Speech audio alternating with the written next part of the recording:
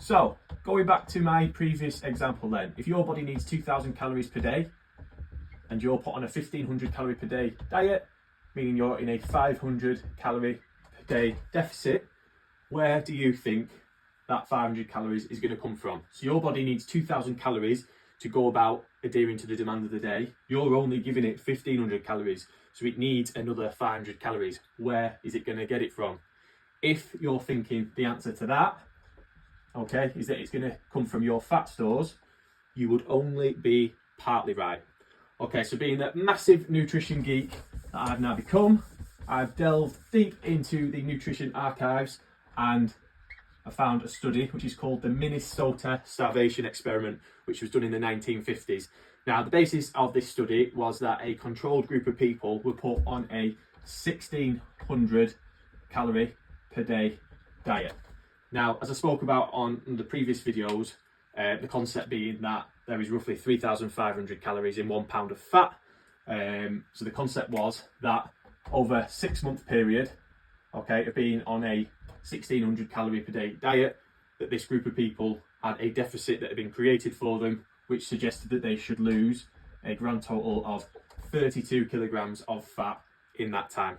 Okay, fast forward 6 months and they looked at the results and it transpired that they hadn't lost 32 kilos in that time. Instead, they had only lost 16.8 kilograms of weight. And when they looked further into the data, it transpired that of that 16.8 kilograms, only 8.8 kilograms had come from fat. So the remaining 8 kilograms of weight loss had actually come from lean body mass. So what do we mean by that? Basically from like glycogen from water, from muscle. So when we're trying to lose weight, what we actually want to lose is fat. If I'm losing weight and I'm losing it from my bicep, that's not going to make me any fitter or any healthier. You want to be reducing your body fat, but holding on to as much and building as much lean body mass, i.e. lean muscle, as possible. So as you can see here, only 55% of the weight that was lost came from fat. However, using the approach that I would like to tell you a little bit about, which is called the ketogenic diet, what I propose is that of the weight that you lose, 98% of that weight loss will come purely from fat, and only 2% will come from lean body mass, i.e. water, glycogen, that sort of thing. So hopefully that sounds appealing, and hopefully this will make sense as to why you have been struggling to lose weight by purely trying to adhere to a low calorie, low fat diet, and it'll help you to understand how you can start getting the scales moving again and start to lose weight and also maintain and build lean muscle tissue as you are losing weight. So a lot of coaches will probably tell you that no, you have to kind of, if you're wanting to build muscle, you need to go into a massive calorie surplus, pile on a load of weight and then lose the fat. Do you know what I mean? What I'm saying to say to you is no, we can lose fat at the same time as building muscle. So the $1 million question then is, if I can't lose weight from restricting my calories, how am I supposed to lose weight? And the reason why a lot of you probably are in that boat where you've tried doing all the right things and nothing seems to work for you is because you've built up resistance to a hormone in your body known as insulin. So what is insulin? So to give an example of consuming a sandwich. So 2 slices of white bread, which equates to roughly 40 grams of carbohydrates. So when you eat a sandwich, what happens is glucose is released into the bloodstream. So at any one time you have roughly 1 to 2 teaspoons of sugar in your blood. When you consume a sandwich, you have roughly 10 to 12 grams of sugar in the blood, which is toxic for the body. So what happens then is your pancreas will release the hormone called insulin, which will deliver that sugar around the body to wherever it's needed for energy. So it'll deliver it to your organs, to your brain, to your heart. It'll deliver it to your muscles, for example.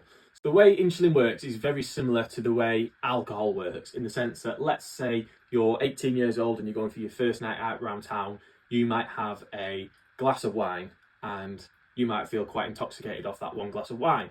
But let's say over the years you regularly consume alcohol, your body then gets quite resistant to the effects of alcohol. So what maybe in the past meant that you had to have 1 glass of wine to get to a certain level of intoxication, now you need maybe 5, 6, 7 glasses of wine to reach them same levels. So insulin works in a similar way, in the sense that, let's say you had an individual who was quite sensitive to insulin, they consume a sandwich, okay, their body produces 1 unit of insulin to deal with that sandwich.